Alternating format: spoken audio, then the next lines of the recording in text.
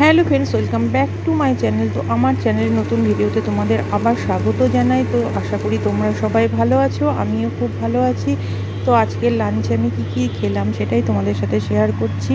আজকের লাঞ্চে হচ্ছে সজনে শাক ভাজা, কচুর শাক, কাতলা মাছ আর চিকেন।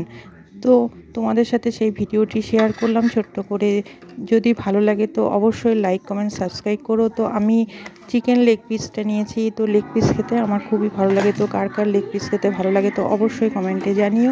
তো ভিডিওটি প্রথম থেকে শেষ পর্যন্ত দেখো। যদি ভালো লাগে অবশ্যই একটা সাবস্ক্রাইব করে দিও আর লাইক করে দিও।